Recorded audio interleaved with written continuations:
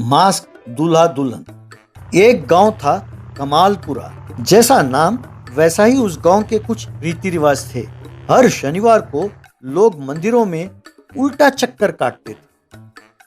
उसी तरह सब्जी खरीदता तो उसे थैली में ना डालकर लोग अपने हाथों में या सिर पर लेकर जाते थे। और तो और हफ्ते में एक दिन एक टांग पर ही चलते थे। जहां तक शादी की बात है तो वे दुल्हा दुल्हन के चेहरे एक दूसरे से छिपाने के लिए नकाब पहना देते थे। आलम यह था कि वे जानते ही नहीं थे कि कौन किससे शादी कर रहा है। एक दिन प्रियंका नाम की लड़की पार्क में बैठी थी और वहां अक्षय नाम का एक युवक बाइक पर आया। ये क्या, तुमने तुरंत आने के लिए मुझे क्यों बुलाया? कोई फिल्म देखने जाना है क्या? फिल्म देखने? हाँ, अब वो सब भूल जाओ। लगता नहीं कि अपना प्यार का अंजाम शादी होगा। मेरे घर वालों ने मेरी शादी तय कर दी है। अगले महीने के 10 तारीख को ही मुहूर्त है। अब तो मुझे भूल जाओ। यही बताने मैंने तुम्हें यहाँ बुलाया है। अरे मेरा भी यही हाल है। हमारे गांव में प्रेम विवाह रिवाज के खिलाफ है ना। बकवास रिवाज। मेरे घर वालों ने भी मेरी शादी तय कर दी है। समझ में नहीं आता कि मैं क्या करूं। ऐसी समस्या किसी भी प्रेमी को ना आए। अरे भागकर शादी कर लें तो माँ बाप चुप नहीं रहेंगे। वे आत्महत्या कर लेंगे। सच कहा तुमने। हमारे घर वालों को तो शक है कि मैं किसी लड़की से प्यार करता हूँ। इसीलिए मेरे पिताजी हाथ में कीटनाशक की शीशी लेकर घूमते रहते हैं और मेरी माँ हर घड़ी कुएं तक जाकर नीचे झांकती रहती है, फिर वापस लौट जाती है। अब हमारा अलग होने के अलावा और कोई रास्ता नहीं है। मुझे माफ करो। तभी उन दोनों के हाथ में मोबाइल फोन बजने लगे। प्रियंका ने फोन उठाकर, हेलो पापा, मैं अपनी सहेली लता के पास आई हूँ। क्या मैं पार्क के पास दिखाई दी? किसे? अरे ना ना, अरे किसने देखा? ना ना पापा, किसी और को देखकर गलतफहमी हो गई होगी। रुकिए रुकिए, मैं 5 मिनट में आती हूँ। हाँ माँ, क्या पिताजी ने कीटनाशक को चाय में मिला दिया है? अब पीने के लिए तैयार हैं? अरे मैं किसी लड़की से मिलने नहीं आया हूँ माँ, सिर्फ बाइक पर घूमने आया था। ठहरो ठहरो, मैं अभी आता हूँ। उन्हें जरा रुकने को कहो माँ। यूं बेचारे दोनों एक दूसरे को अलविदा कहकर वहां से चले गए। शादी का दिन भी आया। अक्षय ने नकाब पहनकर उसके जैसे ही बैठे दुल्हन को मंगलसूत्र पहनाया। सबने उन्हें आशीर्वाद दिया। सर्व मंगल मांगल्ये शिवे सर्वार्थ साधिके त्र्यंबके शरण्ये गौरी नारायणी नमोस्तुते। अब वर वधू को बधाई। अब आप मास्क उतार दो और एक दूसरे के चेहरे देख सकते हो। तब दोनों ने मास्क उतार कर देखा। अक्षय और प्रियंका एक दूसरे को देखकर हैरान हुए। दोनों ने खुश होकर गले लगा लिया।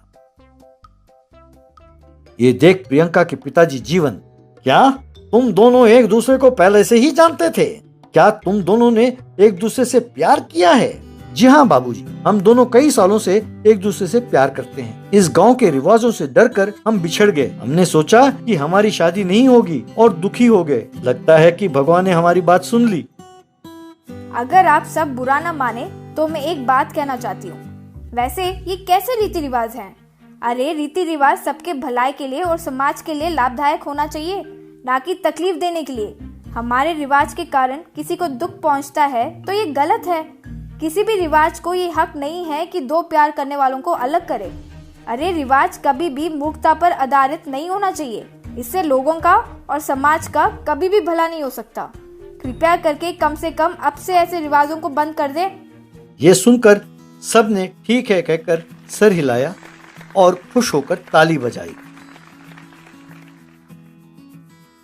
उस दिन से उस गांव के लोगों ने अजीब सी रिवाजों को रोक दिया और खुशी खुशी जीवन बिताने लगे। रॉकेट और 3 पत्ती। फतेहनगर नाम के गांव में गांव वालों को ताश खेलने की बहुत बुरी आदत थी। जब देखो तब कामकाज छोड़कर वो जुआ खेलते रहते थे। एक दिन कुछ लोग ताश खेल रहे थे। अरे सुनो, अगर अचानक पुलिस आ गई तो हम फंस जाएंगे। परसों भी फंस गए थे और बड़े मुश्किल से छूटे हैं। अब वो चिंता नहीं है, मैंने एक नया प्लान बनाया है। जिस रास्ते से पुलिस यहाँ गांव में आएगी वहाँ मैंने गोपाल को तैनात किया है। जैसे ही पुलिस आएगी वो रॉकेट छोड़ देगा। वही हमारे लिए इशारा है। तभी सड़क पर खड़े गोपाल को पुलिस की जीप आती हुई दिखाई दी। उसने तुरंत रॉकेट छोड़ा। उसे देखते ही ताश खेलने वालों ने उठकर काम करना शुरू कर दिया। पुलिस ने जब गांव में आकर देखा तो सब काम करते हुए नजर आए। क्या है सर, इस तरफ कैसे आना हुआ? आप ये सोच रहे थे कि हम जुआ खेल रहे हैं, है ना? हम लोगों ने जुआ खेलना बंद कर दिया है सर। देखिए हम सब कैसे काम कर रहे हैं। आपको किसी ने यूं ही खबर भेज दी होगी। पुलिस ने उन बातों पर विश्वास करके वहाँ से चले गए। फिर से वे सब बैठकर ताश खेलना शुरू कर दिया। एक दिन स्कूल में टीचर बच्चों से, बच्चों, स्कूल को शुरू हुए 2 महीने हो गए, अब तक आप में से कईयों ने किताबें नहीं खरीदी है। ऐसा ही रहा तो मैं आपको कैसे पढ़ाऊंगी और आप लोग समझोगे कैसे? जिनके पास किताबें नहीं है वे मेहरबानी करके कल से स्कूल आना बंद करें। बाद में स्कूल के बाहर आकर चिंटू, मेरे पिताजी से जितनी बार भी पूछो कल कल कहते रहते हैं और टालते रहते हैं। जानते हो उसका क्या कारण है? तुम्हारे पिताजी काम धंधा छोड़कर गांव के बाहर जुआ खेलते रहते हैं। मैंने कई बार देखा है। मेरे पिताजी का भी यही हाल है। मेरे पिताजी भी इतना ही नहीं, रोज दारू पीकर आकर घर में पैसों के लिए माँ को मारते रहते हैं। इस जुए के चक्कर में सारा गांव बर्बाद हो गया है। सब काम काज छोड़कर बिना आमदनी के जिंदगी तबाह कर रहे हैं। इस मुसीबत से छुटकारा पाना हो तो कुछ ना कुछ तो करना ही होगा, वरना हमारा भविष्य बेकार हो जाएगा। उसके लिए मेरे पास एक उपाय है। कहकर अपना तरकीब सब दोस्तों को बताया। वो सुनकर सबने बहुत बढ़िया है कहकर ताली बजाई। अगले दिन सब साइकिल पर गोपाल जहाँ खड़ा था वहाँ आए। क्यों चाचा पैकेट पकड़कर खड़े हो? दिवाली तो कब की खत्म हो गई। अरे बेटा, ये दिवाली वाले रॉकेट नहीं है, ये दूसरे हैं। तुम सब छोटे हो, तुम नहीं समझोगे। जाओ जाओ। कोई बात नहीं चाचा, प्लीज बताइए ना, ये रॉकेट क्या है चाचा? बताओ ना प्लीज। अरे तुम लोग तो पीछे ही पड़ गए। ठीक है, ये राज की बात है, किसी से ना कहना। तुम सबके पिताजी वहाँ जुए में बिजी होंगे ना। यदि अब पुलिस आ गई तो रॉकेट चलाऊंगा, यही उनके लिए सिग्नल है। इसे देखकर वे सब भाग जाएंगे। वाओ, व्हाट एन आइडिया चाचा जी। पर अगर ना चले तो क्या करोगे? अरे ये श्रीहरिकोटा का रॉकेट फेल हो सकता है, पर ये फेल नहीं हो सकता। इन्हें खास मैंने पास रहकर बनवाया है।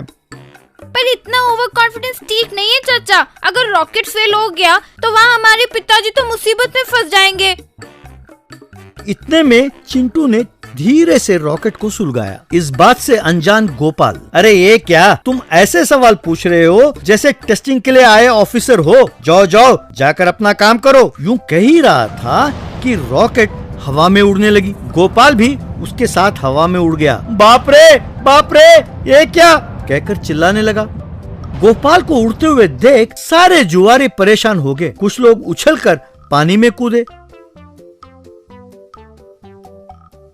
कुछ लोग पुलिस पुलिस चिल्लाते हुए भागने लगे। एक ड्रम में छिपा तो दूसरा भूसे के ढेर के अंदर घुस गया। एक कुएं में कूदा तो दूसरा पास खड़े पेड़ पर चढ़कर बैठ गया।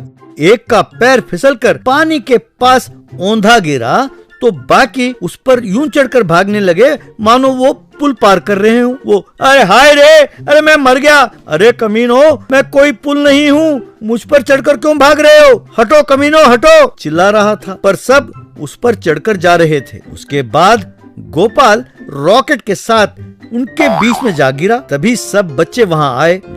लोगों ने गोपाल को पकड़कर खूब मारा। क्यों रे, रॉकेट उड़ाने को कहा तो तुम खुद उड़ने लगे? अरे तेरे वजह से हम घबरा गए थे। ये सब हमने किया था। अगर सचमुच का पुलिस वहाँ आ जाती तो आप सबका क्या हाल होता? क्या आप लोगों को कोई जिम्मेदारी है भी कि नहीं? कोई भी खेल यूं वक्त गुजारने के लिए खेलो तो गलत नहीं है, पर वही पैसों के साथ खेलो तो वो जुआ है। हम उसके गुलाम हो जाते हैं। हाँ, इस जुए के कारण आप अपना ही नहीं, आपके भरोसे जी रहे हमारी जिंदगी को भी नाश कर रहे हैं। आप लोगों की इस लत की वजह से घर की औरतें कितनी परेशान हैं, कभी सोचा है? ये बात सुनकर सब सोच में पड़ गए।